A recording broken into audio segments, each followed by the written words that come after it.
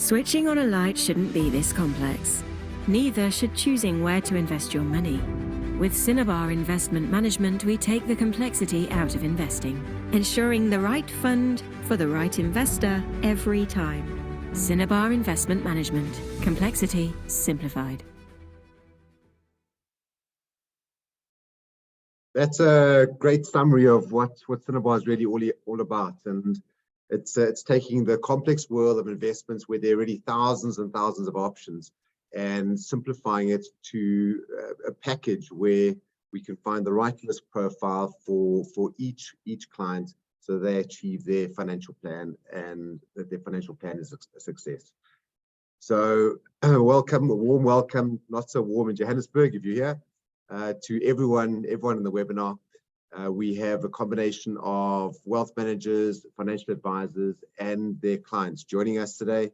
I hope you find today interesting, engaging, a bit of fun, and please feel free to pop questions into the chat at any time. We should be done relatively early today, so I don't think we'll be taking up the full 2 hours, nowhere near. So we aim to get through all the questions today. Our core values, our purpose is to create and protect intergenerational wealth, and our core values, we feel they're very important. They're dear to us. The first one is to invest our effort for value. So we're conscious that each one of us has a limited amount of time on earth and in each day. So we like using that time wisely. We encourage active debate and we challenge, but we're not disagreeable. So the debate within the team is really robust and it's always in pursuit of the truth, and that is the right outcome. We're looking to get to the right outcome with every debate we have, rather than just argue for the sake of argue or just placate each other and say yes. So we encourage robust debate. Simplicity. We're always looking to make things simpler for both our clients, our wealth managers, our advisors, and this usually involves setting up processes and systems, and once we've got that in place, things tend to get easier. The next one is having a hunger for growth, and this is a hunger for growth for both ourselves as individuals within the team to grow, and also obviously for the portfolios. And then the last one, and probably arguably the most important one, is to approach investments independently. So we're not owned by any large life insurance company, any large asset manager, and the benefit of this is that we're not compelled to put assets with any one provider. We're free to choose whoever the best in the market is and have those people look after portfolios for us. So we've got a fairly good agenda lined up. It's fairly full, but as I said, there's certainly going to be time left over for questions. We're going to start off with giving an update and a business update of Cinnabar itself as a business, and then we had tremendously good feedback on the last section or the section last quarter, where we went into how to guarantee financial freedom. So we'll extend that section today and go on to another topic in the same series. Phil Bradford will then take us through a market overview, what's happening in the world, and then Geoff Blount will go through the Cinnabar philosophy, performance, and the portfolio construction. And then we'll wrap up with some closing thoughts and hopefully some questions. So keep them coming. Before we get started, we thought, well, let's introduce a little bit of fun. So to get us warmed up for an interactive and engaging session, we're going to have Cameron Hewson in your screen now. Take us through a Slido, a little bit of a question and answer with a prize. If Cameron looks stressed, it's because he is stressed. In 1 month's time, he writes CFA level 3. Which we wish him all the best for. He's been studying hard, so I'm sure he's going to pass the first time round. Cam, I'm going to stop sharing and I'm going to ask you to take us away. Awesome, thank you. I don't normally look this tired. I promise you I'm a lot prettier in person. Let me share the screen for you though. So yeah, if everybody could just, there is a free 200 or free, there's a 200 Rand voucher here available if whoever gets the most answers correct. So we have 5 multiple choice questions. Some are going to test the knowledge, others are going to be a little bit more simple. So if everybody could just scan this QR code with their phones, yeah, this should take you to Slido. All you have to do is just put in your name, and then you enter yourself into the chance of winning a 200 Rand voucher to Mug and Bean or Woolies or whatever really suits your boat. So yeah, I'm going to give everybody just like a couple of minutes to do this. Yeah, Alex, as promised, he's not going to enter because we ran through this quiz yesterday, and I know him anything for a 200 Rand voucher.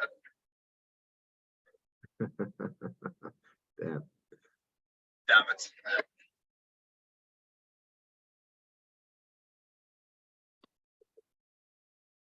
Right.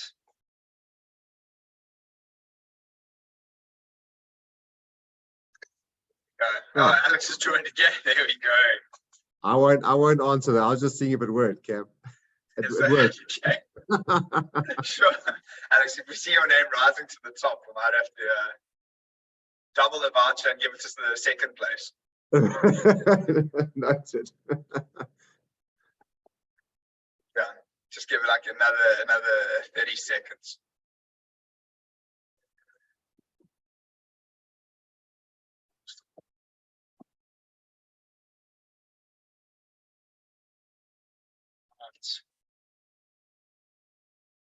Yeah, I think 5 seconds, everyone get your last sign-ins done. Or a couple people sneaking through now. Lovely. Okay, I think we got good to go. Oh, some people's coming through. All right, if you're beyond this, I do apologize. I will, yeah, well, let's get started. So the first question we have this morning is, you have 20 seconds. What is the most important first rule to generating real wealth? So we have 4 options here: to win the lottery, to not pay for financial advice, to develop your budget to spend less than you earn, or lastly, to use tax efficient vehicles. So only one correct answer. I think we know which one is the easiest, but which one is the most applicable. Let's see what the results are. So you got to, oh wow, everybody got the answer correct. Oh, I'm not sure if everyone put you have to put the answers on your phone. All right, I'm hoping that has worked and that it's not just the one answer. That is the correct answer. Just to see everyone on the don't pay for financial advice, an interesting study was done where between 2.5% and 3% worse returns were achieved by individuals who decided to do it by themselves and not use the help of an expert. Just one thing there. All right, the next question. What does the term inflation refer to in the context of the economy? Is it 1, the increase in value of money over time, a decrease in the overall price level of goods and services, the rate at which your bank account grows, or lastly, the general increase in the price of goods and services over time? I wish there was some tense music to this in the background. That would be lovely. Oh, okay. So a small split there. So unfortunately, that 7% of you have been eliminated potentially, unless you get the rest correct. So the correct answer is the general increase in price of goods and services over time. All right, the next question. What is the primary purpose of diversification in an investment portfolio? Is it 1, to reduce the risk, to maximize returns, to minimize taxes, or to impress friends and family? Let's see who's got this one going.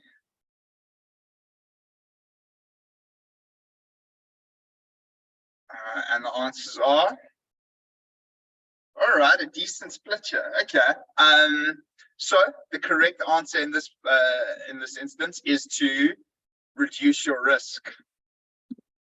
Sorry to those who got it wrong, but having a more diversified portfolio limits the idiosyncratic risk, the risk for specific. You can diversify that stock specific risk away. All right, our 4th question, could be getting close now. What is the best way to ensure predictable returns for your retirement?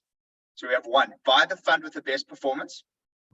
2, Only way to certainty is through money markets and bonds. 3, so get your strategic asset allocation right. And lastly, choose the best stocks.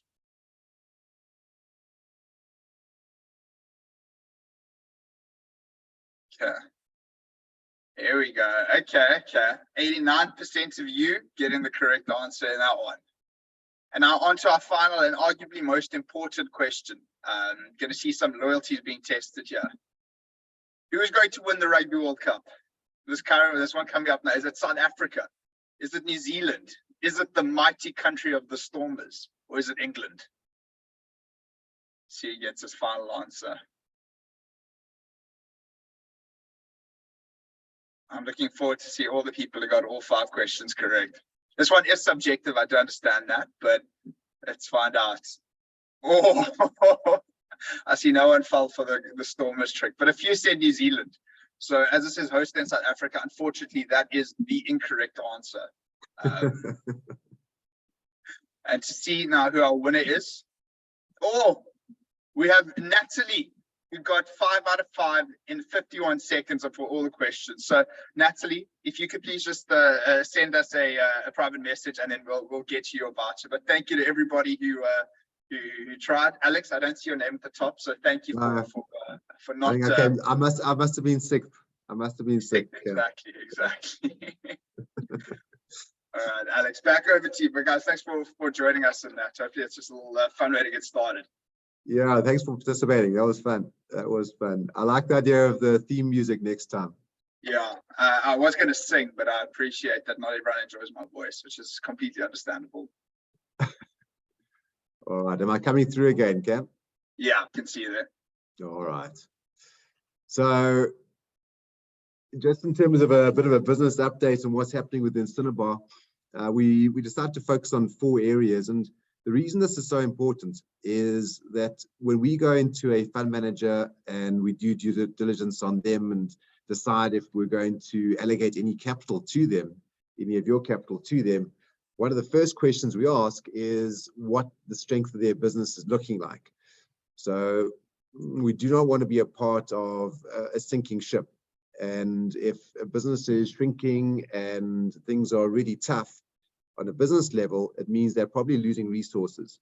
And we might be buying the shell of what we thought we were going into.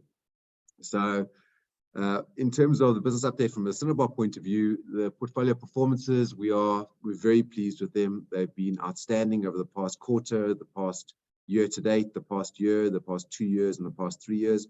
So we've been very happy with the decisions that have been made. They've resulted in strong performances. So that was it's arguably the most important box that we need to tick. Second of all, business growth. We've decided to make Cinnabar available to more IFAs and wealth managers, and we're looking for 20 firms to partner with over the course of the next year. So over the past quarter, we've engaged with 7 firms. 3 have decided to partner with Cinnabar, so we're looking for another 17. And of the other 4 that we've had conversations with, we think 3 might be a good match for Cinnabar. So it's all resulted in business growth, which is good. The business itself has grown by 10% over the past quarter. And what that's given us an opportunity to is create employment opportunity. So we are currently on a recruitment drive. We're looking for 2 positions. There are 2 positions open, and the reason I mention it here is that many of you might know of a person that suits the position. The first one is as an implementer. So for the new IFAs and wealth management firms that we're taking on, we're looking for an operations person to come in and chaperone the project plan for those businesses to really make sure the implementation is very, very smooth. Preferably, the person should have a BCom. A CFA would be nice, but not essential. CFP would be nice, but not essential. Strong operational skills. The second position is as a distributor, and this is where we're looking for someone to have around 14 conversations a week with our partner firms, and preferably they would have experience in distribution, and also potentially a CFA or CFP, also not essential, but it would be nice. So that's on the recruitment side. If you know of anyone, please pop their names forward. That'd be amazing. And then last on the business update side is that we have decided to go into a strategic alliance with WealthBit as our technology provider or a technology partner. And this is a very important alliance, because to decide which portfolio to use for a client is impossible without doing a financial plan, a full financial plan. And what WealthBit does really, really well is gets down to the nub of what risk a client needs to take on for their remaining years in order to achieve their financial objectives. So by having WealthBit sort of next to us in that planning process, we're able to make sure that we put the right portfolios in place for clients. On top of that, what Cinnabar does is uses the data from WealthBit to then analyze and advise his entire business on a client-by-client basis to understand whether each client is either in or out of risk profile. And then if they are in risk profile, are they achieving a satisfactory return based on the asset allocation given the risk they're taking. So Cinnabar will be providing WealthBit free of charge to all of its supporting partners. So last quarter, we got into the first of the 3 steps in how to guarantee financial freedom. And they were quite simple. Get your budget in place, make sure you're doing a budget each and every single month. Have a risk profile. So make sure that your risk profile is correct. And then once your risk profile is correct, then get the asset allocation to match that risk profile, which will then result in a certain return outcome. So last quarter, we got this person from having a financial picture that looked like this, where their capital ran out, to a situation that looked like that. Today, we're going to recap on this very, very briefly in WealthBit, and then we're going to look at 2 additional levers that should be employed to achieve financial freedom, and that is to have an emergency fund, and the second one is to automate savings. So I'm going to stop sharing, and I'm going to reshare and hop into WealthBit.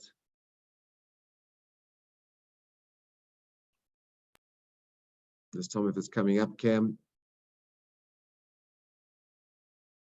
Yeah, I can see it there. Okay. All right, great. So this is Cinnabar's projection, and this is inside WealthBit on their dashboard. We can see that their capital is set to run out. It's decreasing at quite a rate, leading them to only possibly be able to retire well.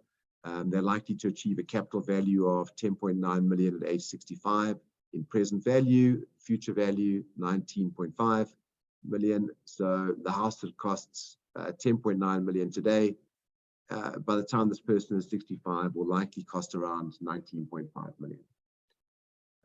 The assets that the person has is a unit trust. They've got a company provident fund, retirement annuity, offshore investments, and they did their budget, a detailed budget. And here you can see they've got 2 budgets, what their current budget is, and what has to be added as the bond repayment, which they have of 10,000, and then what their total retirement budget looks like, and that's 42,000 where their bond would be settled. Good news is this person actually settled their bond last month, so we're going to see what impact that has on their financial plan. So the first step is to get this person's asset allocation right, because we can see that they've got a lot of money in domestic bonds and a lot of money in domestic cash, and their risk profile, given the way they answered the various questions and their capacity for risk and their required risk, is aggressive. So they should be targeting a return outcome of CPI plus 5% over time, and this asset allocation is unlikely to achieve that return outcome. So let's pop across into a new scenario and implement those changes we implemented last quarter. So we'll go through exactly the same thing, where we'll take a look at the two large assets that are causing the problem. So here we see a different line. This is the scenario line, this darker line on the top. And by changing the asset allocation of this retirement annuity, not the retirement annuity, that seems to be in order. The provident fund value, where there's a lot of domestic bonds and a lot of domestic cash, so out of risk profile.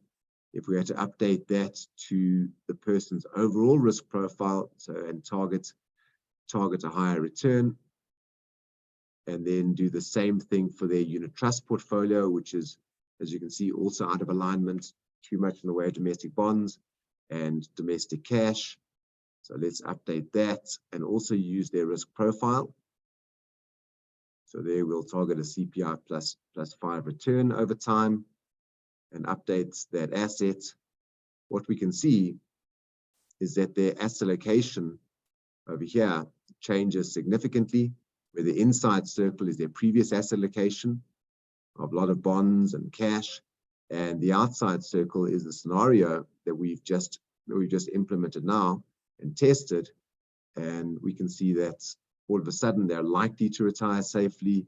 Their capital retirement is likely to be 13.5 million instead of 10.9 million, and their situation looks better. So let's implement that scenario, and let's get onto the new nuggets for today's quarter, and that is to have an emergency fund and then to automate savings. So what we've seen time and time again is that when emergencies happen, they never give you warning. They happen at the worst time. They happen when you have least planned for them, but they do happen, and they happen throughout life. And what we've realized is that to have an emergency fund is absolutely essential. Now, an emergency fund isn't something that you use for things like holidays or for car service or for kids' school fees or house maintenance. Those aren't emergencies. Those you can plan for well in advance. An emergency is something which happens on a Saturday evening, completely unplanned, and all of a sudden you have to check someone into hospital, as an example. And the hospital says, please put down 50,000 Rand before we admit you, as an example. That's an emergency. So to have money in a unit trust is wonderful, but you're not able to draw it out in case of an emergency, not quickly at least. It's going to take you a couple of days, and emergencies don't behave like that. They are usually last minute. So we always recommend having at least 3 months worth of monthly expenditure in your emergency fund. And this is a fund that you're able to get to on a Saturday evening at 11 o'clock. So it must be available easily. So if we had to pop, say, 150,000 into this emergency fund, you might say, well, where's it going to come from? And we would recommend taking it out of this unit trust. So let's reduce this unit trust from 2 million down to 1,850. So we've got the same net amount of capital. We reduced the unit trust slightly and made 150,000 Rand available in an emergency fund, which would be in a money market type instrument linked to your bank account that you could easily transfer out. Now, the impact of that is that your situation does look a little bit worse over time, because instead of earning CPI plus 5, we are probably only going to be earning about CPI on that capital. So a small change does make a difference, but it will certainly protect you from those emergencies when they happen. The second thing that we would recommend as well is to automate savings. So if you look at this person's net income, their net income as they're working at the moment is about 65,000, and then at retirement they need a net income of 42,250.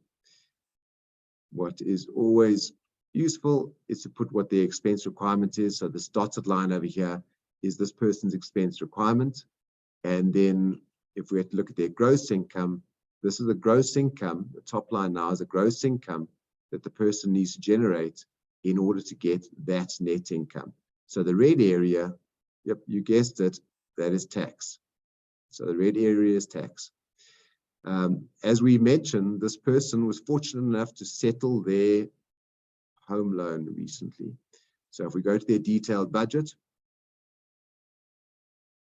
this rent or bond of 10,000 a month, deleted, and let's apply the different budgets. So their budget has come down by about 10,000 Rand, which is great.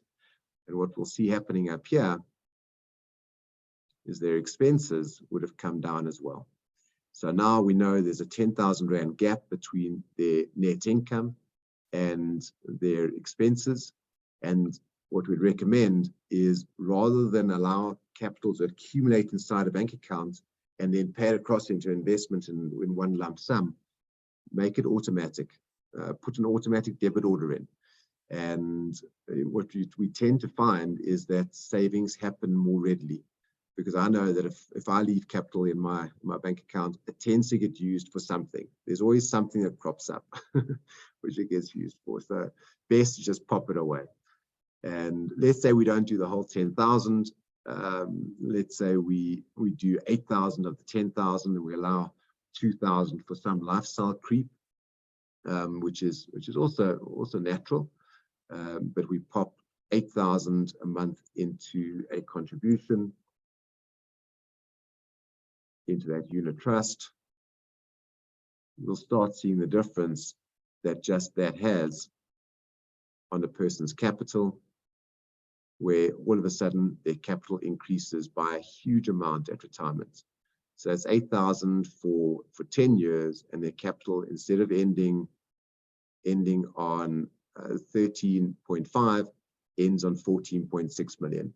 That's in present day terms. In future value, it's 26.2 million versus 24.2 million. So 2 million extra Rand just by making that one change. So when debt is settled, make an effort to snowball that debt into an alternative investment rather than just spending the money. And life gets really, really easy. As you can see, this person's green dot is shifting more and more to the right-hand side. So those are the two lessons and the two nuggets that we've seen work really, really well over the course of the past 23 years. And it's just to have an emergency savings account that you can draw on, that you don't have to call anyone for, but just be very disciplined to make sure it's always for emergencies, not for regular day-to-day. And then automate savings. You just make it automatic, because whatever eventually happens afterwards is that those savings don't feel like a saving anymore, it just feels like a regular expense, and you spend what's less. The benefit of that expense, though, it all goes to you, and you become the winner at the end of the day. So it ends up making life quite easy. So that's the extension of the Financial Freedom Program. Get your budget sorted out. Make sure you do a budget each and every single month. Natalie is now approaching me every month to make sure we do our budget every month, and I can tell you it's made a huge difference. One of the people we're speaking with last quarter, in fact, our business coach, Graham Mitchell, he hadn't done a budget. And then after we went through this, he decided to do his budget. And he said the most amazing thing was discovered. He found out that he was spending a huge amount on fuel. And it wasn't because he was driving around a lot, but he had a fuel leak. So doing his budget helped him identify a literal leak in his budget, which was interesting. Then get your risk profile sorted out to make sure that your risk profile is correct. And many people who think they're very conservative after going through the questions realize that they actually take an extremely objective view on their finances, and they do take a slightly longer term view, which allows for a higher return, and with it a different asset allocation. Then get an emergency fund in place, and this might take a little while to get up and running, but make an effort to get it up and running, and then automate savings. So having said that, I'm going to stop my share And Phil, I'm going to hand over to you. I've been looking forward to this for many days now, so take us away.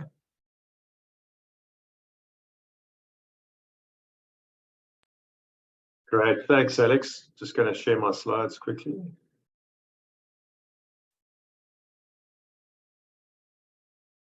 Great, thanks everyone. Thanks for joining us. And I'm going to just be giving you an update of what happened in the second quarter, but obviously in the context of everything else. So we don't just look at quarters and years with as investors. Things overlap, and it's very important to understand how it all pulls together as well. It's not just about looking at companies or looking at markets and trying to understand what's happening economically. We actually need to understand how it all works together, because global markets are very much intertwined. Firstly, let's just have a look at the last 5 years. We call this the Smarty Box slide, I suppose, because what you'll notice from here each year from 2018 through to 2022, the number one investment doesn't sort of persist normally. The biggest trend we've seen over the last 5 years actually has been global equities have actually done really well. And these returns, by the way, are in Rand terms. So in other words, it includes any kind of depreciation of the Rand. So we often go through stages of Rand strength and Rand weakness. You'll notice here that the Rand was quite weak in 2018, then in 2020 and 21, and then a bit in 22 as well. But those sort of trends don't always persist. So we often are looking to diversify across a lot of these different asset classes. And as we all know, last year was a particularly difficult year. We had interest rates going up around the world, as well as inflation spiking at exactly the same time. And that really made stock markets and equity type investments less attractive, and it started hurting growth around the world. Interestingly, what we've seen now in the second quarter of this year was we saw global equities actually rebound quite strongly.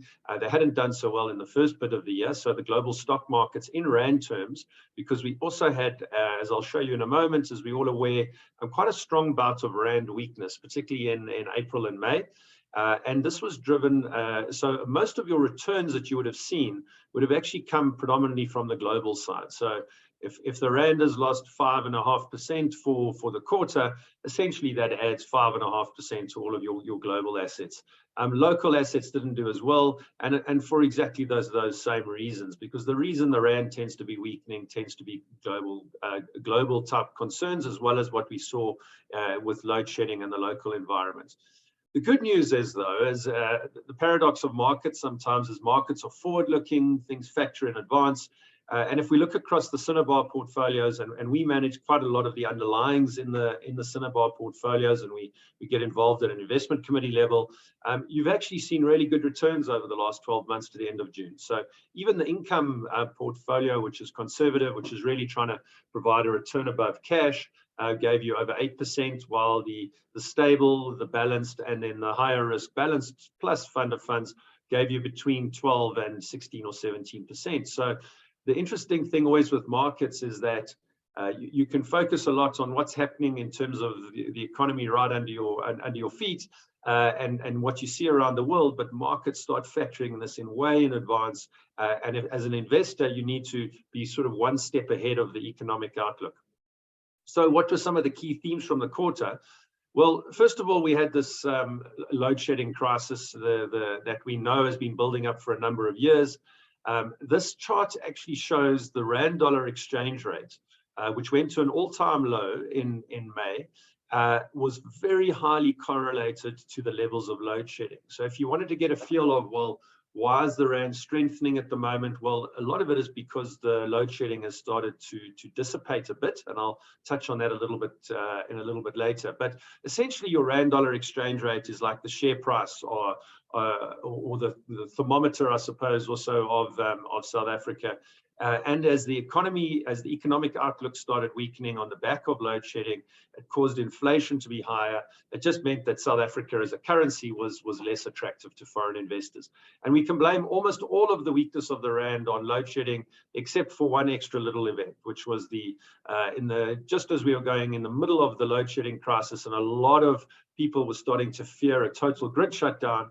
We had the dispute with the US around Russia parking a boat in our port in Simonstown. So the Lady Russiagate event actually created more problems just at the wrong time when we didn't need it, and the sentiment to South Africa soured quite dramatically. And we actually saw bonds, which are effectively like South African fixed deposits, really had a big sell-off, effectively the fourth biggest sell-off over the last 20 plus years, which is essentially the main history of our bond market.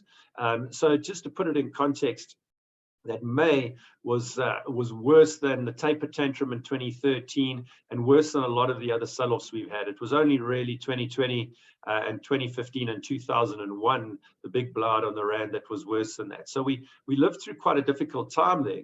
But interesting thing, as investors, we've got to be one step ahead and thinking one step ahead, and it actually created quite a good opportunity for us to enter into some of the investments that sold off quite dramatically, like bonds. We were able to lock in yields at over 12% on bonds, which is very, very attractive for investors. The challenge always is that you're making those investment decisions when the outlook seems pretty difficult. But we knew, though, from what we were, we had been spending quite a bit of time talking not only to various participants in the market, but even the head of Project Vulindlela, that's the team that sits under the presidency and is working with private sector and Eskom as well to try and bring down load shedding and all the other problems around. We noticed that load shedding was likely to start dissipating later on in the year, and there were a couple of reasons for it. We knew that Coburg was likely to start coming on stream, and that's a little bit doubtful at the moment, but it looks like it should be okay, as well as some of the Kusilia plants coming on towards the end of the year, which should start allowing the load shedding to start to dissipate. But also we realized from speaking to a lot of the people involved that a chance of a total grid shutdown was very, very, very low. And a lot of that tail risk was factored into the price of the rand and bonds and other instruments. And what's really happened? Well, this is the classic thing with investments, is just when things look as bad as they could possibly get, you tend to get investors starting to come to the party, and people start to look for effectively the silver lining on the cloud. And this is just an example of one of the solar plants that came online last year. And what we've seen now is that up to the end of June, the amount of effectively rooftop solar, corporate solar and institutional solar that's been installed effectively accounts for 4 levels of load shedding. So really all of us on the call have probably also made efforts to, if you haven't, you're probably starting to get some sort of solar installed at home to buffer you against the risks of load shedding. And collectively, particularly at a corporate level, this has made quite a big difference. You can see here as well that just in the first quarter of this year, essentially we've had 2 levels of load shedding. That is the amount of power that's been installed. So if you have a look here, private investment, policy reform and corporatization really have started to come to the party. Corporatization is really where the government and corporates start. It's a softer version of privatization. Your more sort of socialist type policymakers prefer the word corporatization because it doesn't sound as bad as privatization. But really what it is as power comes online, we are not out of the woods by any means, but we realized that the extreme was likely to be during this winter, and then things were likely to start getting better. And going forward, the power generation going through to 2025, that is expected to be coming online, along with solar and then some of the plant performance improving, should effectively remove about 8 stages of load shedding. We're not out of the woods yet, but definitely there have been some improvements in this regard. Now, what's also quite important to understand is that currently South Africa is actually the country that is the most reliant on coal in the world in terms of its energy consumption, and a lot of this goes into industry and manufacturing.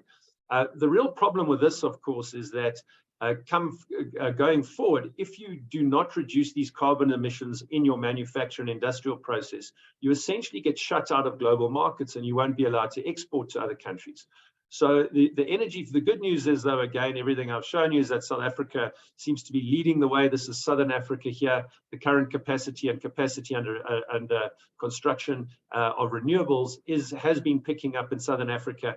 And if we do not accelerate that, it essentially means that anyone who manufactures something in South Africa won't be able to export it to most of the developed world, because they won't accept it if you do not effectively reduce your carbon footprint.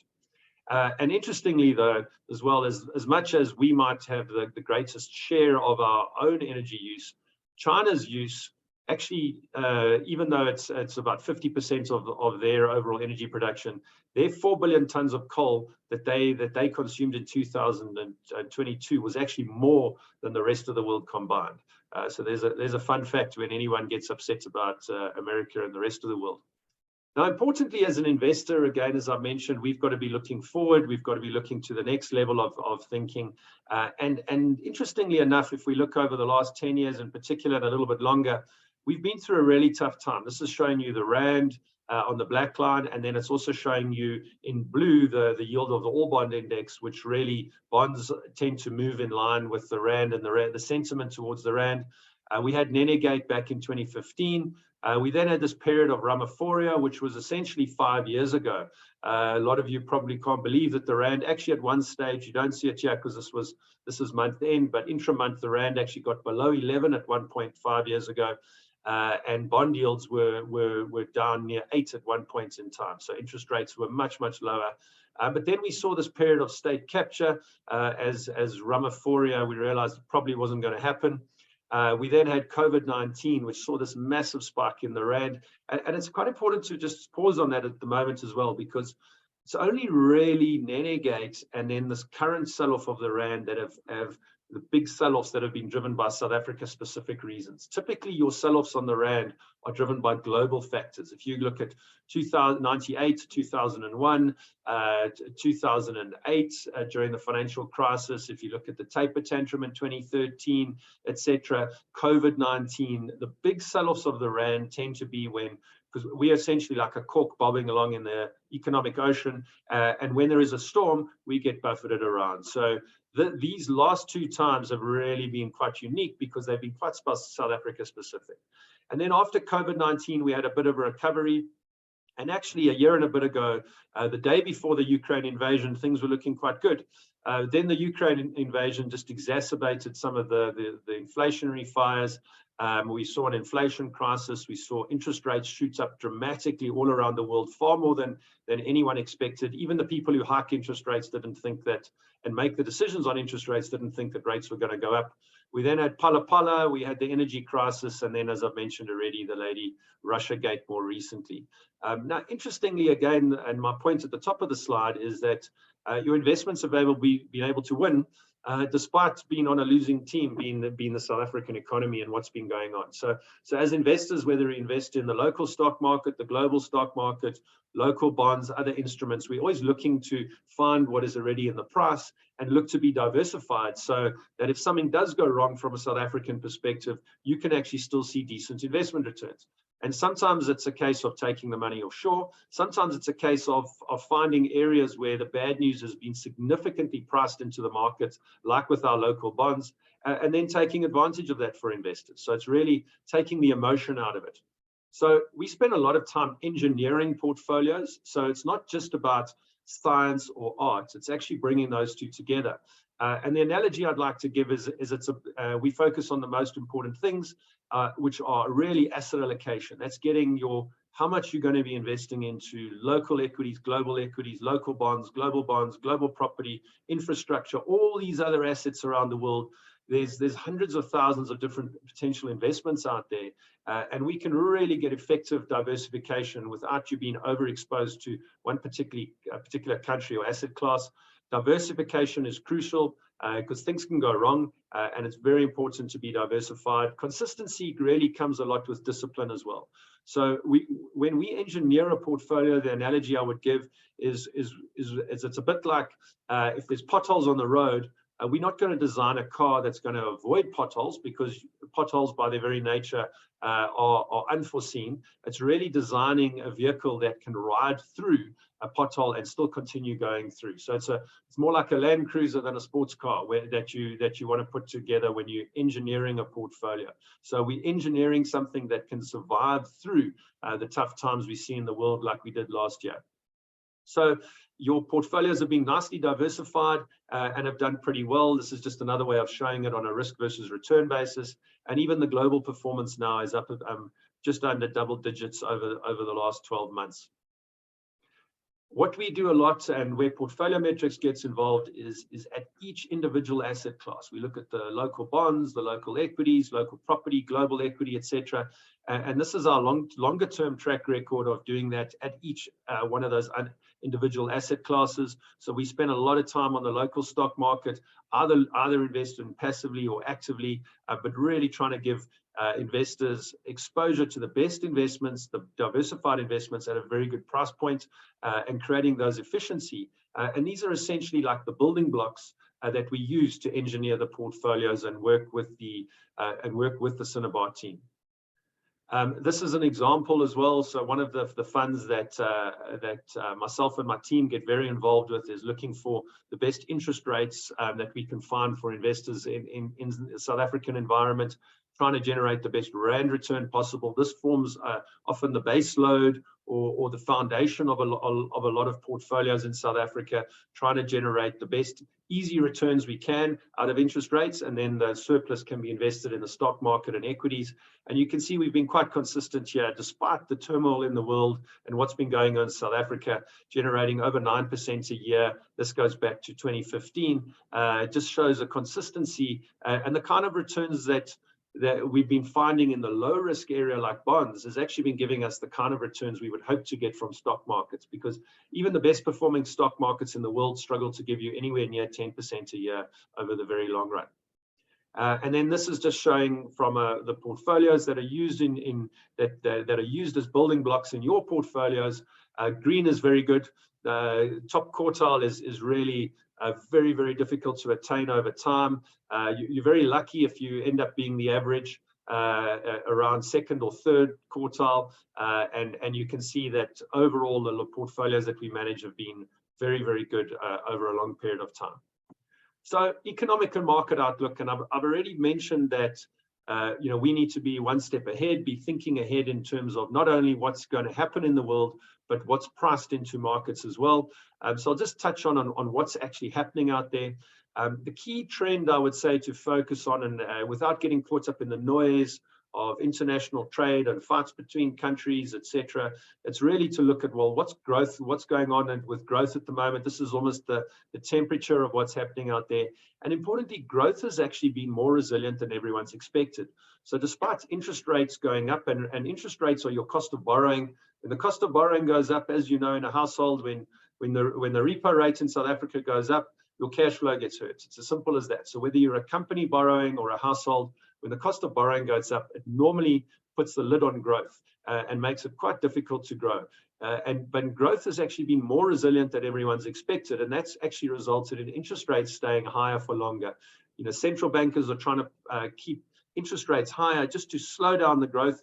I always use the analogy of, if you were braaiing and you're braaiing on a Weber, you put the lid on and close the vents if the fire gets too hot. That's really what central bankers are trying to do, but the fire is still been a bit stronger than expected. So it's been stronger for good reasons. So particularly the US has stood out as being stronger and more resilient than most had expected. We're starting to see signs of it slowing down in some areas, but it's still that's the main reason that interest rates have stayed higher than everyone expected.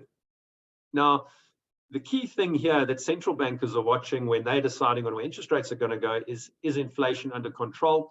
The key reason that they worry about inflation is about inflation expectations.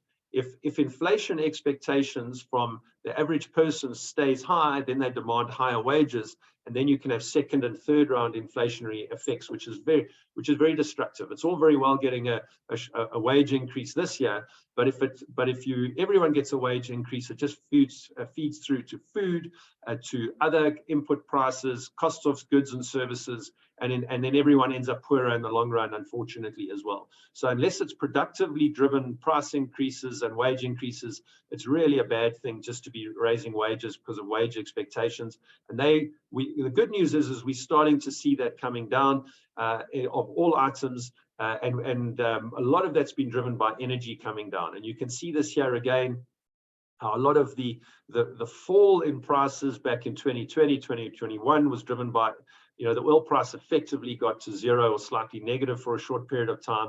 But as we bounced out of COVID, we saw the energy prices driving up inflation and inflation of everything else, but we're seeing that falling down again. So that core inflation as well as headline inflation is trending downwards, which means that the tide of interest rates going up is probably coming to an end and should hopefully be moving downwards relatively soon.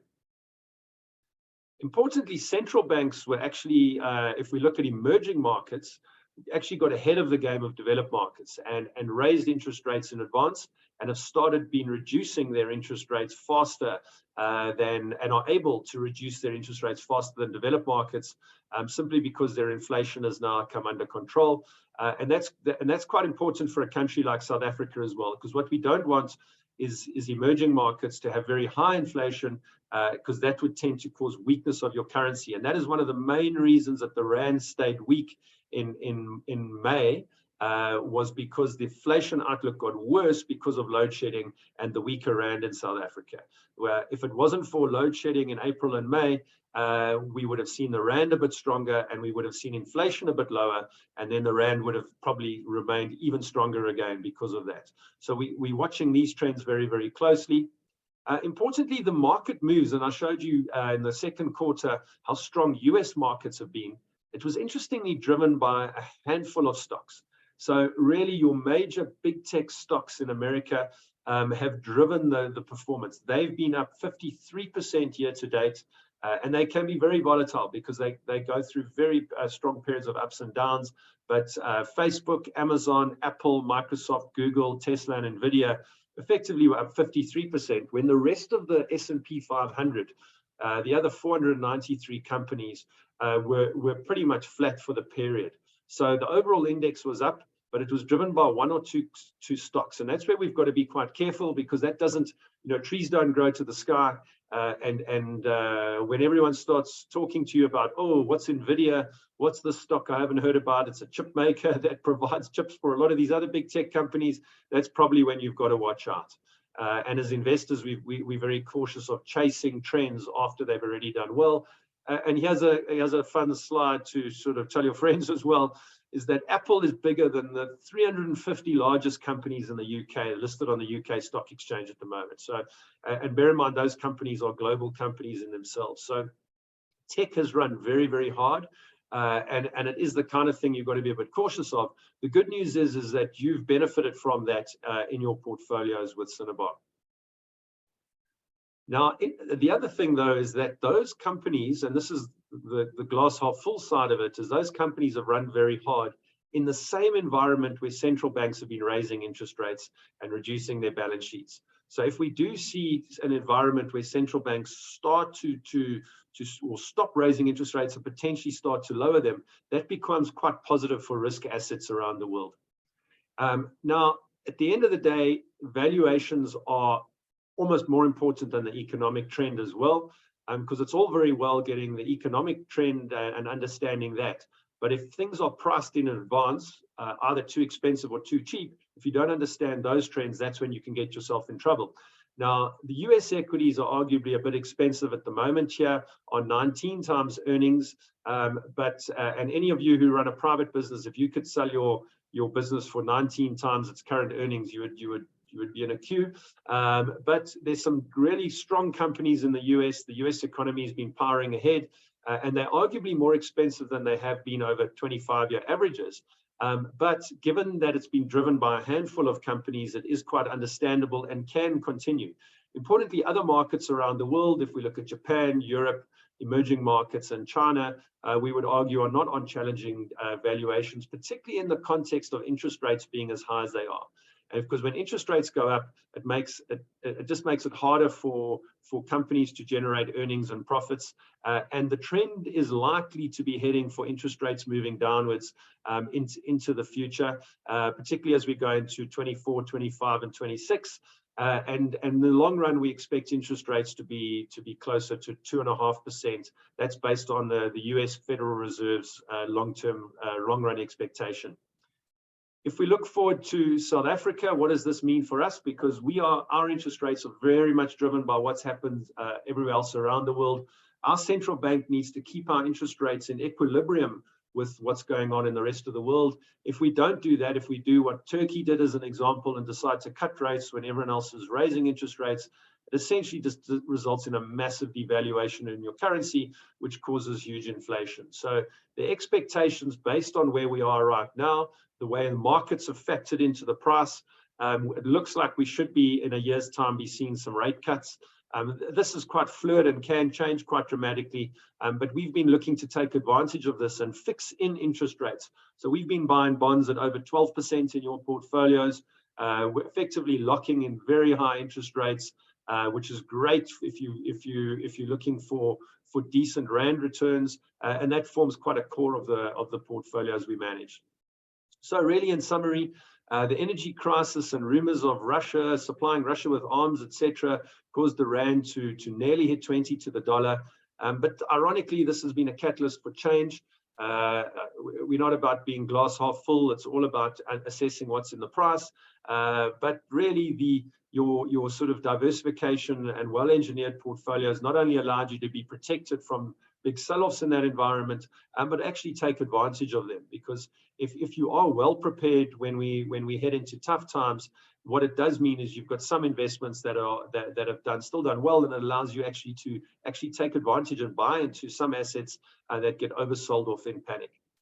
Inflation around the world is starting to ease and has been easing, which means that central banks some have started to pause their rate hikes. Some are still continuing a bit, but like using a tide analogy, the tide has gone out. It may continue to go a bit further, but it's likely to start coming back, and interest rates are likely to hopefully start coming down as we move into next year.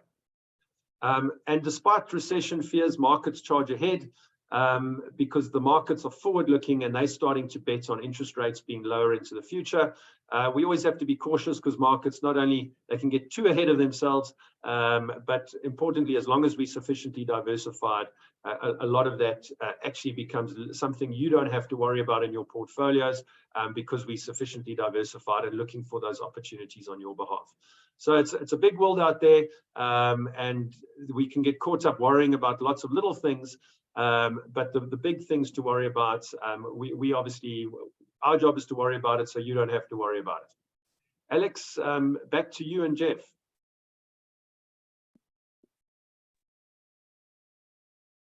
Well, thank you. Very, very interesting and insightful. I'm pretty sure there are going to be some questions floating in. Are you able to stick around to the end? Yes, definitely. Okay, great. Thanks very much. Good. With that, I'm going to hand over to Geoff Blount. Geoff is head of investment strategy within Cinnabar.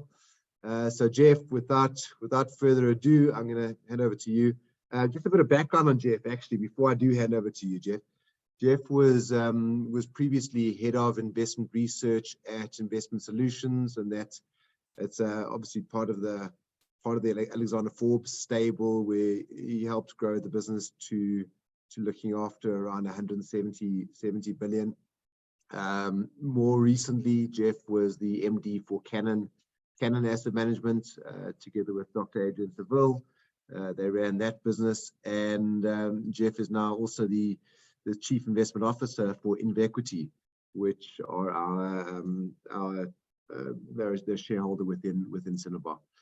So Geoff, if I can hand over to you to take us away on how we've done as a business and our philosophy and process. Great, thanks, Alex. I presume I can't see myself, so I presume you can see me and hear me. I can see you. Okay, fantastic. Also, I don't have control of the presentation. But let's just dive straight in. I'm going to try and keep it short and sweet. I think that the attendees will be pleased to hear that yesterday we cut out 20 slides from my section, but that still leaves about 15 or 18 slides to go through. And thanks, Phil. A lot of the stuff I'm going to talk about is actually just a little bit of a continuation of what Phil spoke about. But I think that it's worth always just revisiting at the start of any of these presentations, a discussion around what do we as Cinnabar see the world, and my role as driving the strategy within Cinnabar is part of implementing this philosophy or outcome that we're trying to achieve for our investors. So first of all, we believe that you win by not losing. And a very simple example of this is the best way to outperform in the long term is just avoid the bonds. If you were buying shares on the stock market, remember, if you buy a share for 100 Rand and it falls 50% to 50 Rand, for it to get back to 100 Rand, it's got to double in share price.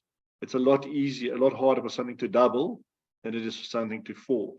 So part of the approach that we try and do is through this whole risk management framework is to avoid hitting those bombs. And one of the ways that we do that is obviously try and reduce or minimize what we call single factor bets. So a single factor bet would be, I think the Rand is going to 30 Rand to the dollar, so I will build my whole portfolio around that. I might own different assets overseas, and I might implement it and think I've actually done a clever implementation by buying lots of different stocks, or by hedging into lots of different currencies and going into different regions. And I think I'll be very clever because I've actually done many different things. But at the end of the day, I've got a single factor risk in my portfolio, and that's a currency bet. Or a view on interest rates. I have a single view on interest rates. Therefore, I bet my entire portfolio on a single direction that I think interest rates are going to go to. Now, I'm not saying we mustn't have views.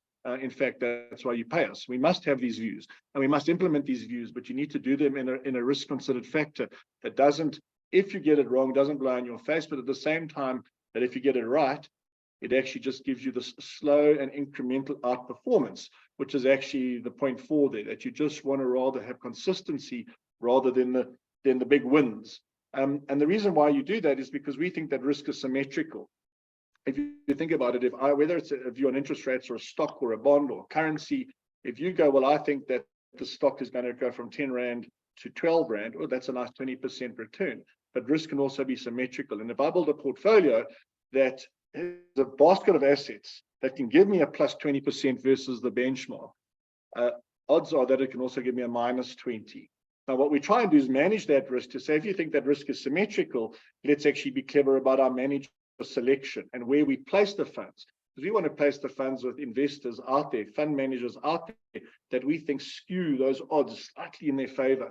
But at the end of the day, risk is often and broadly symmetrical. And so therefore, I suppose the usual old trick of saying, well, last year's winners might be this year's losers, is quite possible, because if over time risk is symmetrical, then you won't always be rewarded for betting on the big outperformers, because they could also underperform. But if we're looking for skill, we're trying to skew that. So in that background, what we're really trying to just do is be slow and steady, win by not losing, incremental bets. And all of this reduces down to, Alex, the next slide, if you can. Now, I actually entered the competition early on. I didn't know what the questions were in the competition, but I actually did get but I got 5 out of 5. It's because I'd actually seen the deck, and I was part of putting the deck together. So I know that many of you as investment advisors and some of the private clients that are watching this might have heard this before, but not everyone always gets it, and is always revisiting this. We try and be so clever around our world of investing. You know, what stock should we pick? What fund manager should we pick? Should we have America? Should we have Europe? Should we have the Rand, the dollar? Should we buy forestry assets in New Zealand? A few years ago, that was the hottest thing you could buy, was forests in New Zealand, because that was the sure thing. And despite all of that, all of the evidence, the research evidence out there, the empirical evidence, as well as anecdotal evidence, says that over the long term, more than 90% of your returns come from getting your strategic asset allocation right. And that means, how much do I have in each of my asset classes: bonds, property, equity, cash, alternative, other asset classes, and whether that's onshore or offshore across the world. But that is the biggest determinant. And Alex would have shown you when he was running through his analysis for that investor earlier on, the strategic asset allocation is the ultimate largest determinant of your return. So to give you a feel, the other stuff only counts 9%, which actually is quite weird.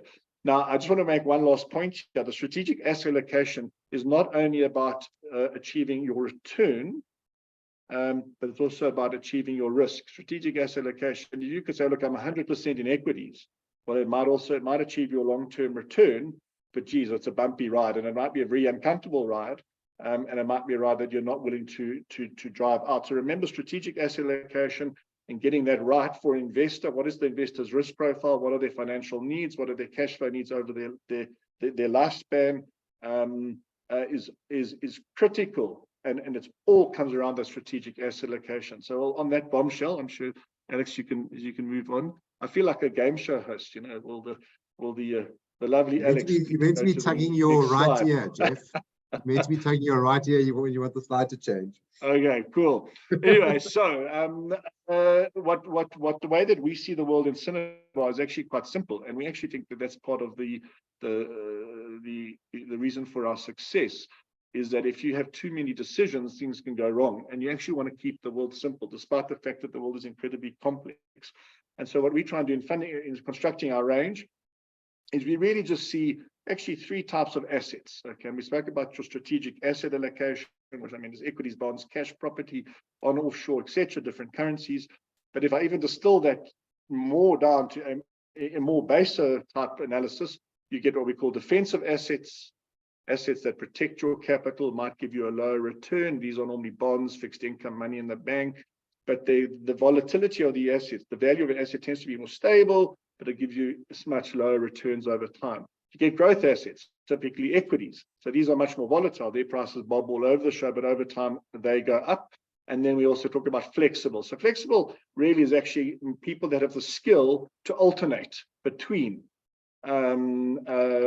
let's call it growth and defensive assets. And so our range starts with our conservative products on the left, which are all defensive, through to our more aggressive products on the right, which is a combination of growth with a bit of defensive and a little bit of flexible. Remember, we're Reg 28, so we can't go more than 75%, for example, in equities. And Alex, you'll see now, Alex will show you the next slide. We're pleased to show you that our range over time follows that. So our strategic asset allocations that we set for our products demonstrate that over time, for example, our Balance Plus fund gives the highest returns over time. It is also slightly more volatile because the further to the right you are on the chart here, the more bumpy your returns are. But you expect that, and if you want higher returns, investors will expect that there is some volatility around returns.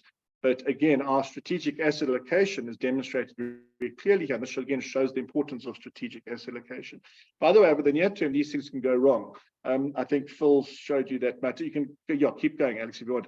Phil showed you that Matabele blanket of the different asset class returns over time. And some years equities win, sometimes bonds win, sometimes Rand wins, sometimes Rand hedges win. But over time, that shape should be in place. So again, if we had to now show you, we try and make it sound simple. So you can see here, for example, one of our carefully constructed portfolios has, would have, for example, a growth bias. But now if we unpack that growth, these are like layers to an onion. You're going to find within that, actually, well, what does growth take? Well, growth is the red. Well, in that we've got equity and we've got flexible funds and some real assets, maybe property and a bit of fixed income. But if you go then and you now peel that onion a little bit more, you'll find that within equity, how much have you got in South African equity, in developed equity, emerging equity? And if we go even further, now you get to the actual fund managers that we use to construct all of those building blocks. So I suppose what we're trying to do is create a systematic and repeatable process to achieve on the left, but to get to the left, You have to be systematic in working from the left to the right to achieve your objectives. So with that, let's actually look at how that how that's performed. So yeah, we're going to show you. Statisticians love these slides because they like these heat maps, and I suppose I'm going to show you a more simple, easy to understand version in the next two slides. But a heat map basically says you want to see lots of green, and you don't really want to see much red. And you'll see here on the right, we've got our range of funds going from income again through to balance plus to flexible to worldwide flexible. And you can see the main green areas on the top shows you just a range of returns. But for us, what's important is the excess returns versus inflation. So that's the middle chart on the right. And you can see over most timeframes, over longer timeframes, our funds beat inflation, which is the objective. And I'm actually going to show you in a slide how the more aggressive funds, which have higher growth asset allocation, beat inflation by bigger amounts. But importantly for us, we're also interested in the peers. And you'll see that, again, across our range, our funds versus their appropriate peer group also outperform. But perhaps a more interesting slide and relevant is the next one, which is just a bar chart, the bar chart of our portfolios. And again, you can see over year to date, 1 year, 3 year, 5 years, the funds behave in an approach that we want them to behave.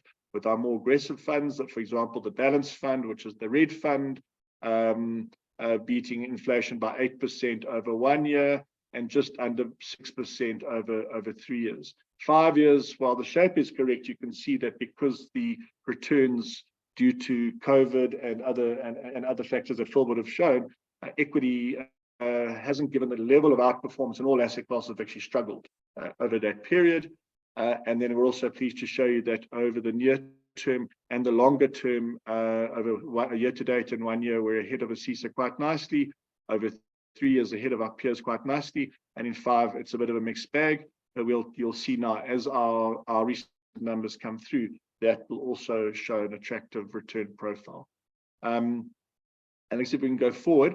I'm going to skip the next slide. I'm going to visit that a little bit later if you don't mind. I just want to then, before we now start talking about our fund structures, I suppose I just want to pull this all together.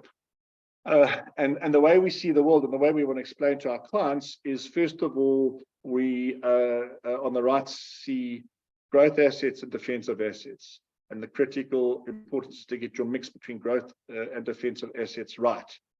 And within those, obviously, that's important as well. That's your strategic asset allocation, what's appropriate for the client. From there, we introduce our TA, a tactical asset allocation, where we'll actually tilt bets, and that might be our flexible managers, or that might be ourselves as well, where we then tilt and we take small bets around the strategic asset allocation. If our view, and if your strategic asset allocation was, I'm just making this up, 30%, but we actually think we should have a bit more in equities, we'll take that to 32, 35% or 40% if you're very, very confident in that view. The other tool that we've got in our arsenal is that not only do we use passive funds, and that is just to track the index, but we also put active managers around that. And we think that in that framework of building growth defense, a strategic tactical asset allocation, and mixing active and passive, we build a nice slow and steady wins the race type set of outcomes. And then very importantly, you'll see when we talk about our funds is to compare them against our benchmarks. We also compare them against the CISA sectors, and we also compare them against inflation. Now, in all my years of experience, whenever you show against 3 things, you're on a hiding to nothing, because I can guarantee you it's very difficult to beat all 3 things at once. But over time, if you're consistent, you should over time achieve that objective. So I often think we create a stick for ourselves, because you might have beaten CPI handsomely, but you are, I don't know, behind your benchmark. Or you might have beaten your benchmark handsomely, but you're slightly behind the CISA. And so what we really say to investors over time is, while it's important to assess us and our performance against those factors, really what you end of the day want to make sure is that you're achieving your clients' financial objectives and leading to their financial security. So with that background and that just reporting framework, let's just look at some of the changes where we are in some of the current portfolios, and then also some upcoming changes that we're taking through the portfolios. So the first one we're looking at is our local building block for our growth building block, sorry, for local investors. Now, remember, we speak about growth assets, typically equity-centric, and at the moment, across various managers, and you'll see across these managers, some of them have like, for example, and that's why we've partnered with PortfolioMetrix, is that they go and select further managers within that, and you'll see what sits within the PortfolioMetrix. But some of these, for example, Satrix, are for us just to buy an index tracking component of the portfolio to manage the overall risk in the portfolio through diversification. So at the moment, our growth building block is 67% domestic equities, 26 developed market, and 7% emerging markets. So roughly 2/3, 1/3. We will talk about the change in that allocation, especially considering where the rand is going. And we do believe that there is going to be some rand strength. Just as an aside, the reason why I can guarantee you the rand is getting stronger is because I bought my tickets to take my family to Disneyland 2 months ago when the rand was weak. And you always know that as soon as you do a Forex transaction, you just know that it's going to go against you. So I can guarantee you, after I bought my tickets 2 months ago, it was a cert that the rand was going to get stronger. All right, so let's move on now. So within this building block, you'll see here that within that there are then managers, for example, within PortfolioMetrix, and that creates our active tilts, our active management tilts that sit in the growth building block. Alex, if we can go forward. Again, we're not going to, through this presentation, dwell on the look through. We just want to show you what the layers of the onion look like to achieve the objectives that we're trying to achieve. Just of interest, then we do want to then not only do we look at the long-term numbers, which we're very pleased with, but we obviously watch the short-term numbers. Now, you don't want to become too obsessed with the short-term numbers, because then you might react inappropriately, but at the same time, good short-term numbers add up to long-term numbers. Over the last quarter, just through the report back period, across our building blocks here, you can see that while the fund performance was about just over 4%. If I look at to attribute where that came from, MSCI World Equities from Satrix, emerging market Satrix gave us some alpha there as well. Satrix Top 40 gave us some alpha. PortfolioMetrix just to a short and slightly under their benchmark, and then our flexible equity fund above. But overall, a pleasing picture. And generally, you want to see across here, and hopefully we generally get it right, and you'll have a couple of greens, but you're always going to have one or two reds. And that's the purpose of diversification, because if everyone gets a green all the time, at some stage, they're all going to get a red at some stage as well. We just want to have more green over time. The next slide is a focus on some changes that we're going to be working on through this portfolio. Okay, cool. We'll come to the changes. Our local defensive building block, as you'll recall, is it focuses on fixed income and debt at the moment across, again, 4 different managers, 40% in government debt, 41% in corporate, and 18% in cash and money market. And if Alex, you go to the next slide, you'll see there's a bit of a breakdown then into some of the underlying managers that make this up. Just to highlight again what Phil said is, while we call this defensive, at the moment, in fact, in some of the bonds that have been added to the portfolio, especially through PortfolioMetrix, is that they were buying assets that were yielding 12%, which is attractive.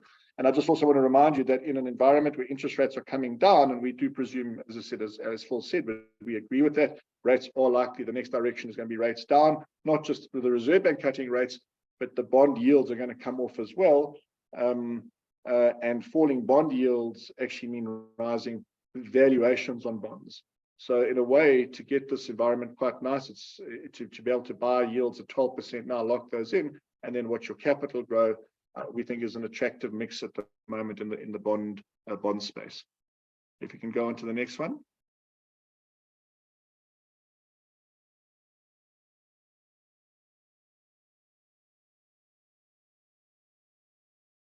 Coming through, Geoff. Pardon, I'm here. Can you hear me? Sorry, Yes, no, sometimes the connection comes. And then just on the again, just the attribution of where we are around the bond market at the moment. Obviously, the changes or returns in bond markets are often more muted, and you can see here again just each of the components over the last quarter within our bond portfolio. Again, we're pleased with the outcome across our allocation across the managers, and the overall outperformance is attractive. And then finally, just to talk about some of the portfolio changes. We obviously not only monitored in the mixture, for example, in our Balance Plus fund, which actually then, when we put this mixture of growth and defensive assets together, you get the overall portfolio mix, which looks like this. And remember then within some of these managers, there's obviously further asset managers that sit there. So a lot of the movement that you see here is just through the movement of market movements that have driven the asset classes that the underlying managers are exposed to. But at the moment, we are actually starting to actively move some assets across. And in fact, in the next slide, we'll show you some of the changes that you're going to be seeing in the portfolio going forward. The first one is to start taking advantage of the Rand strength. As I said, I knew the Rand was going to get stronger because I bought dollars 2 months ago. And that is that we're going to be reducing local equities in favor of offshore equities and taking our offshore allocation of equities up. Now, remember, this sits within our growth assets. We've had a bias towards South African equities, and we're moving that bias. We're going to be moving that bias to offshore assets. Now, there's just two things that I just want to make a point here. Over time, we think that while you have to pay attention to the currency and understand the drivers of the currency, it's a fool's errand to try and forecast and pinpoint the currency directions very accurately. And as South Africans, we are notoriously bad and notoriously pessimistic around the Rand, and we get the Rand wrong a lot. Because we tend to focus on domestic reasons without realizing that, in fact, more often than not, the Rand is actually driven by non-South African factors. I mean, notwithstanding NEG or the recent energy crisis, as Phil explained to you. But one of the things that we like with the Rand moving in the direction that it's moving is it means that we can get more bang for your buck if you sell South African equities and you buy offshore equities. So if we're pears and they're apples, we can now get more apples for the same amount of pears that we have. So that's one of the drivers of here. And I think we'll show you where we are at the moment, Alex, on the next slide, in terms of our asset allocation across the fund, across the asset classes. So you can see how if we look through this, you'll see here in for example, the Balance Plus fund. At the moment, 55, the grey is where we are, and the red is where we are, our tactical, and the grey is where we want to take the portfolios. That's our strategic. And at the moment, what we're doing with that shift is we're reducing the SA equity and we're raising the offshore equity. If we can go to the next slide. And then likewise, in our global offshore portfolio mix, with what we're doing with the assets that are offshore, you'll notice at the moment through this, just on a look through here, because remember, we've got our growth assets, our growth portfolio, and our growth portfolio has the South African equity component, and then it has a global equity component. At the moment, the offshore component via the exposures through the various funds that we have, 72% to the States, 13 to Asia, and 15 to Greater Europe. That has, from an asset allocation, been the right call, given the performance that we've seen out of the US, notwithstanding the fact that it's driven by those 6 or 7 tech mega stocks, and the rest of the market has been rather left behind, but it has been the right shift within equities. But we're also going to be changing this slightly. And Alex, if you show the next slide, what we are going to be doing is some of the funds that we have exposure to have done quite well. and we're actually taking a little bit of money off. Oh, we'll come to that in a moment. But just to give you a look through then in terms of the underlying building blocks that we've got, some of them are directly managed funds, and you can see the PortfolioMetrix Global Equity Fund there as well, and some of the underlying investments that they've got through that. So again, strong diversification and tilts, including both exposure to index funds and exposure to active managers. But what we are doing at the moment then across our fund allocation is we are going to be reducing exposure. Alex, if you can show the next slide, to some of the managers that we've had that have done quite well, and we're looking to let's say temper the active bets in the portfolio. Sorry, that I've got my slide order wrong, apologies. Before we talk about those changes, the defensive building block, you can see again a strong strong focus on the States with a little bit in Asia and Europe. Just as an aside, we notwithstanding the valuations in the States, the US does seem to be ahead of the curve with respect to inflation coming down, and is enjoying higher growth than the rest of the world, Europe in particular, and the rest of Asia, except China. And so it's an interesting conundrum that you face, because interest rates are coming down. We like in the medium term, that's actually appropriately good for bonds. But at the same time, those areas, especially Europe and Asia, are struggling economically, whereas the US never is. The economy is doing okay, but that's reflected in equity valuations. So it's a bit of a mixture. But if you'll see what we're doing in response to that blend, I believe the slide is coming up next.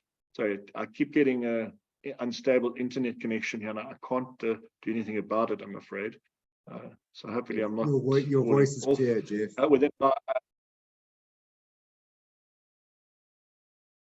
Cool. Within our shift here, you can see this is the global portfolio, just in aggregate, across both the your defensive assets and your growth assets. Again, you can just see here by the across various funds from active to passive, great diversification. And I will now refer to the slide 3 times. I will now talk to the slide that I've been waiting to speak to, which is just a shift that we're looking to do in the portfolios, and that is to take some money off the table with our more active managers and move to passive. There we go. So these funds that we've got, the Artisan Developing World Fund, BlackRock World Tech Fund, and BlackRock Sustainable Energy, we're going to be taking some money off the table there. They've done very well, but we're going to be putting it into the PortfolioMetrix Global Equity Fund. And that will also help us move closer to our strategic asset allocation within that offshore mix. And that's my section. If there's any type questions, Alex can take them later. I think there are quite a few coming, so I'm going to deflect to you and Phil. So just thanks very much, Geoff. Very, very interesting. And just to wrap up, before we open the floor for questions, we always think about these 2 circles when we decide where to invest our energy, and it is to focus on things that matter, and then also things that we can control. So if we had to just summarize things that we can control and that do matter, first of all, I think we can all achieve financial freedom for ourselves and also for our clients just by following a formula. If we can resolve everything down to a formula, then we can all achieve it. And there are 2 additional items that we touched on today, were just to have an emergency savings vehicle, so that when those emergencies do happen, that you have cash available. And then second of all, just to automate savings. You make things automatic, all of a sudden a lot of wealth gets generated seemingly easily. The portfolio performance, we're very pleased with it. It's heading in the right direction. We're also cognizant that certain things have done very, very well, like those offshore holdings. And I always like Phil's analogy. It's like an elastic band. So the elastic band stretch, and you don't want to wait for it to just snap back and then to lose everything that it's stretched to. So Those offshore holdings have done very well. We've had sort of 30–40% performance with some of them this year to date.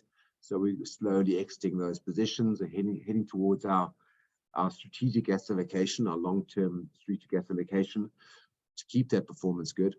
The business growth has also been good. So everything is operationally going very, very well within Cinnabar. And then we are on a recruitment drive. So if you do know of anyone that you feel could fit well into the team, please pop their names forward. So with that said, I'm going to stop sharing, and I'm going to open the floor for questions. I see there are one or two there in the chat box.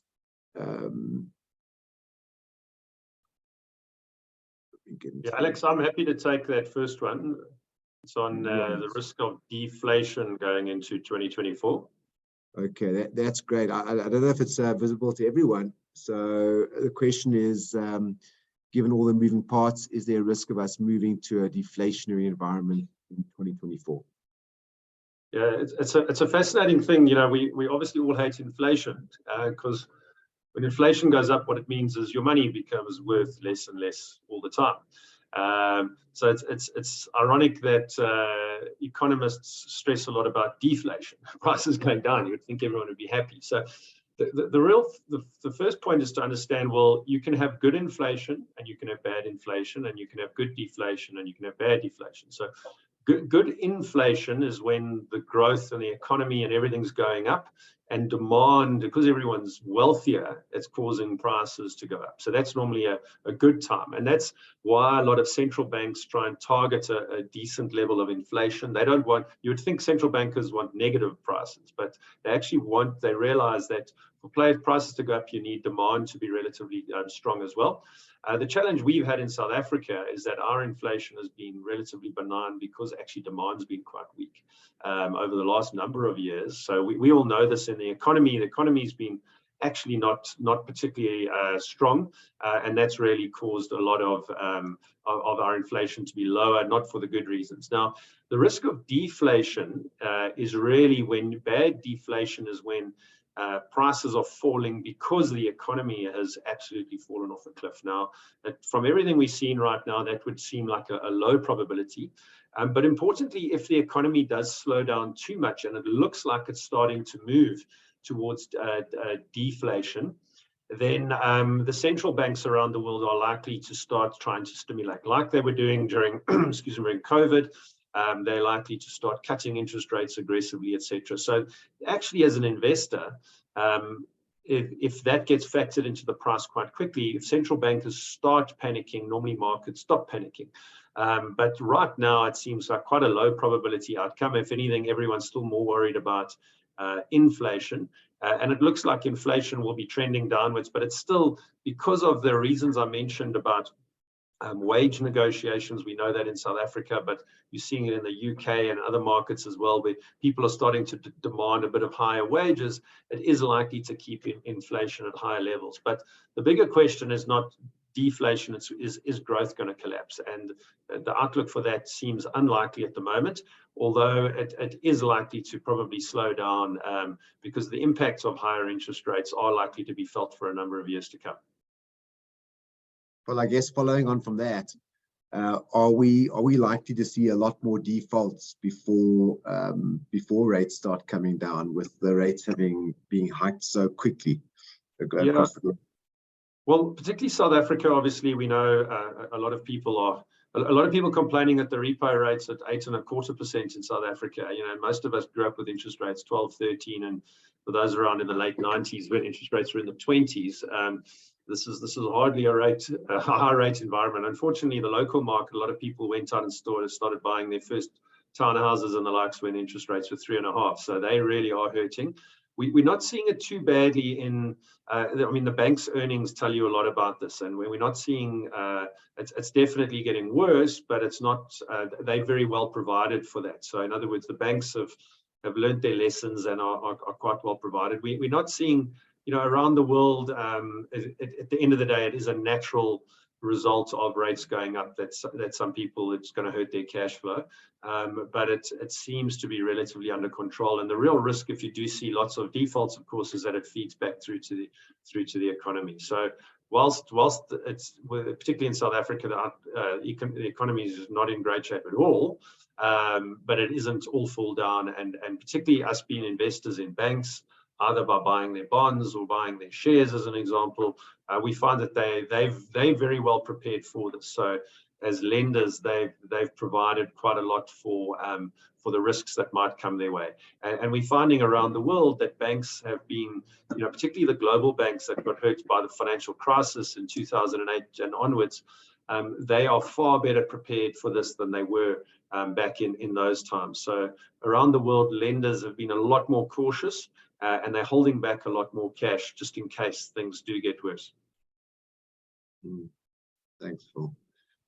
I think there's also been a lot of discussion about how AI is going to change things, and are we going to be entering into a new sort of bubble like we did in the early 2000s, a tech sort of bubble, with AI boosting the valuations of many of the stocks. What are your thoughts on that?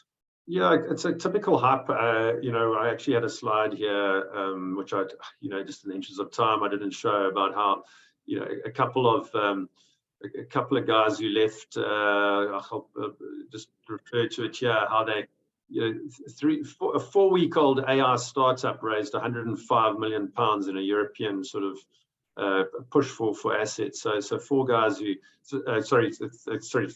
who left, former employees of Facebook and Google, were able to raise money quickly, and that's just typical hype. When my mom was asking me about Bitcoin, I knew it was the time to probably run.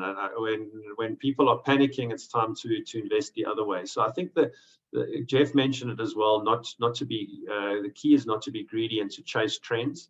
The smartest investors around the world, including the likes of your major tech investors, get ahead of things, not chase them towards the end.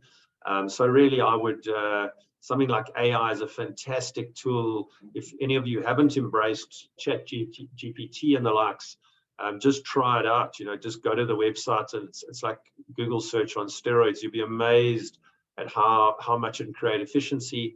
But like other things around the world of create efficiencies, everything from cars to to spreadsheets. Spreadsheets sort of killed off accountants, but we still they just created efficiency. So I think these sort of tools are something like AI, and the way it's being used.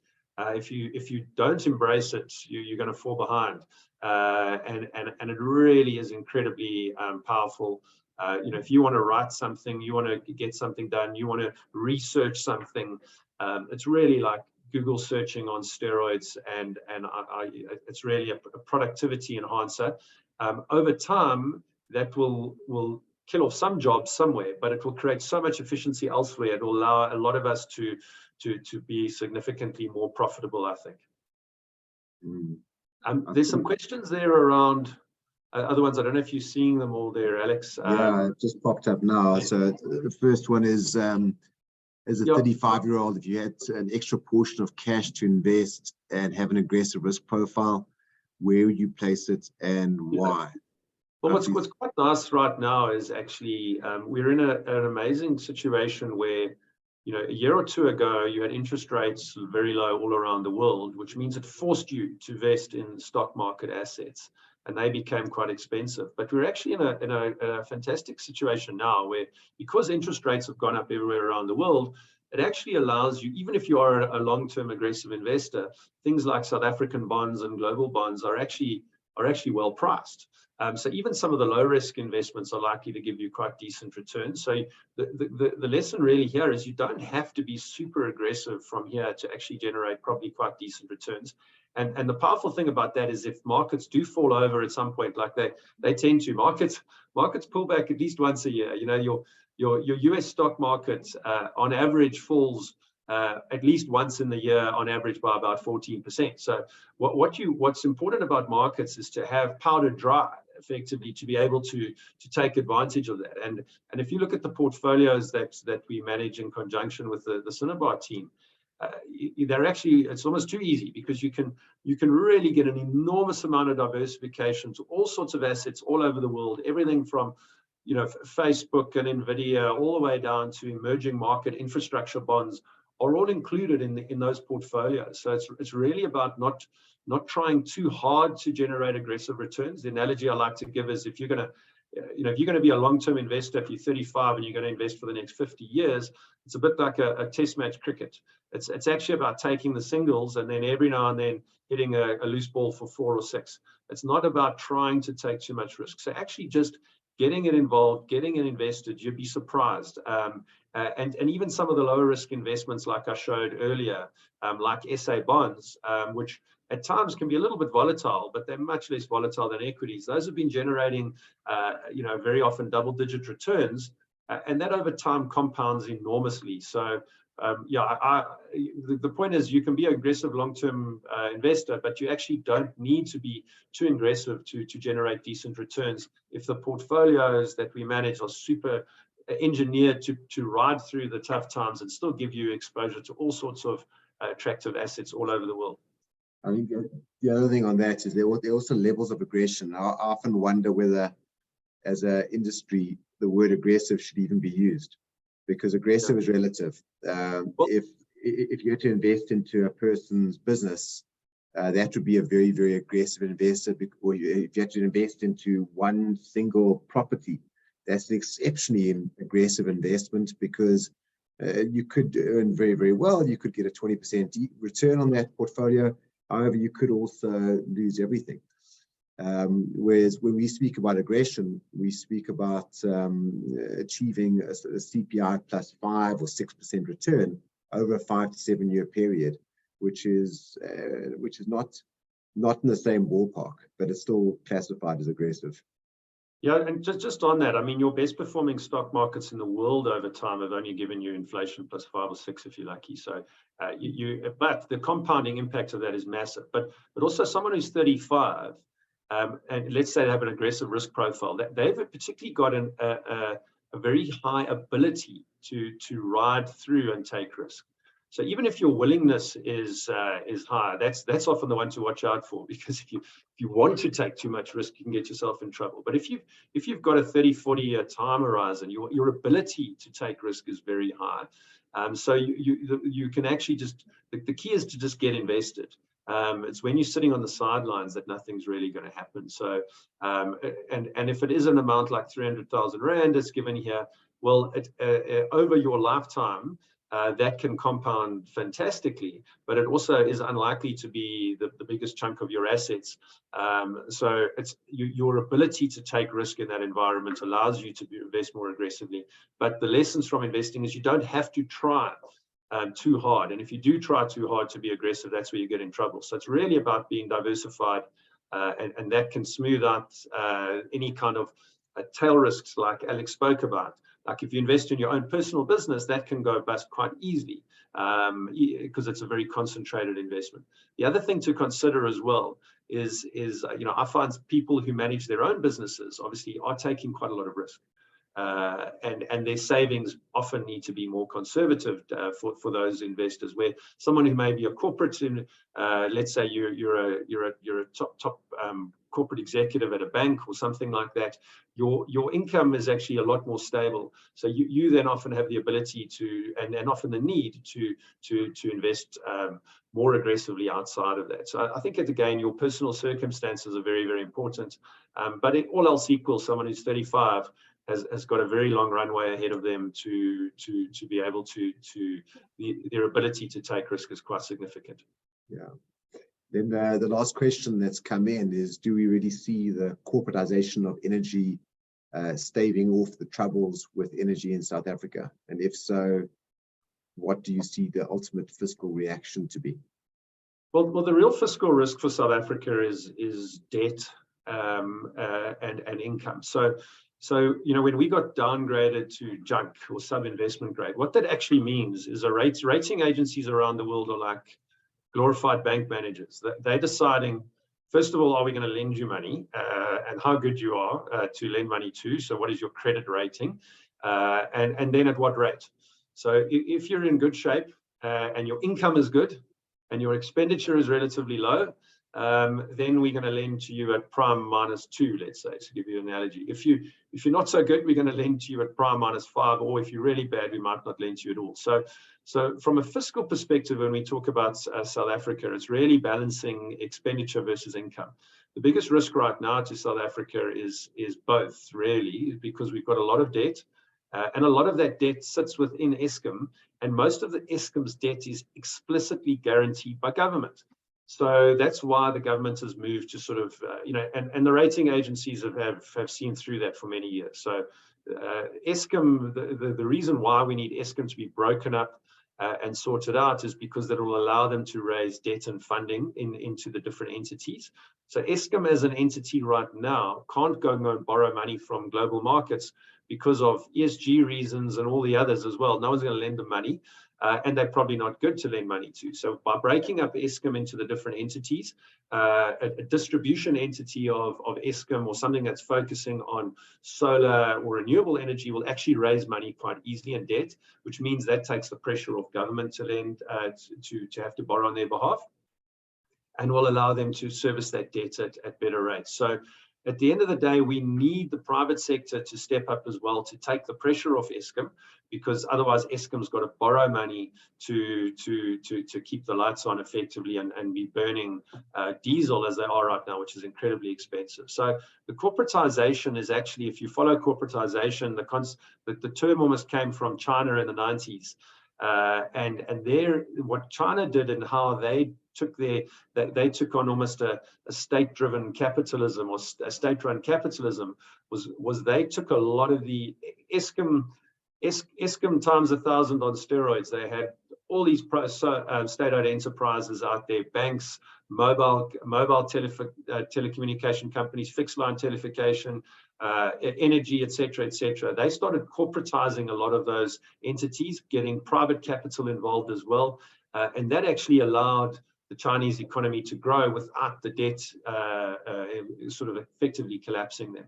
So corporatization is a very important concept. It runs, unfortunately, philosophically against a lot of what the ANC believes in terms of sort of a socialist, Leninist, Marxist kind of philosophy from an economic perspective. But the lessons from China embracing exactly that really helped them. It's not the panacea, but it's definitely likely to take a lot of debt pressure off the South African government. If the government is able to have less pressure from a debt perspective, it means their borrowing costs are likely to come down. It means the rand is likely to strengthen, and we're likely to get upgraded to investment grade again, and the rand gets stronger, interest rates come down, etc. So the real challenge South Africa's got right now is that interest rates are at 8.25%, but government's borrowing at over 12%. Because of the fiscal risks. So if someone's going to lend money to South Africa, they say, well, we're not going to lend it to you for less than 12%. If we can get those lending rates down to 8 or 9%, then obviously your borrowing costs come down. It helps. There's more money to go around. So it's a big intertwined system. But it's really important for South Africa to realize that we're part of a global system. And if we can get our fiscal situation, effectively our expenditure and income under control, then it really becomes a self-fulfilling, positive, virtuous circle. Phil, thanks for that. And most of our borrowing costs are in rands, aren't they? Correct. Yeah, more than that. That's one of the important things to understand. Effectively, when you're buying a bond, you're lending money to the entity. So when we buy a South African government bond, it might not win you friends at a braai, but it is actually, South Africa do run their finances very well from a National Treasury perspective. That's why we were very worried when National Treasury were potentially going to get captured back in Nenegate days. So South Africa very responsibly borrows almost entirely in rands. When most countries have got themselves into trouble around the world is when they've gone out and borrowed in dollars. And then if your currency loses 50%, your borrowing costs go up by 100%, and your interest rate servicing costs go up, and the capital that you owe goes up by 100%. So it is very, very important, and one of those things to understand with South Africa, that we almost all of our borrowing is in rands, over 90% of it, which means that if the rand blows out, it just means you're servicing that debt in rands. So really the risks to South Africa in terms of the way we borrowed have been very well managed over time. Over the last 20 plus years have actually been, we are a very responsible borrower, and we are given credit for that by global investors. Well, thanks very much, Geoff. Thank you very much, and Cameron, thanks for that entertaining segue. That concludes this quarterly session, and we'll be having our next one in around 3 months' time. So looking forward to seeing everyone there again. We'll be posting a recording of the presentation. I think it'll go on to LinkedIn, so look out for that, and feel free to invite friends, family, and other advisors to join us for the next session. Have a good next 3 months, and looking forward to the Rugby World Cup starting.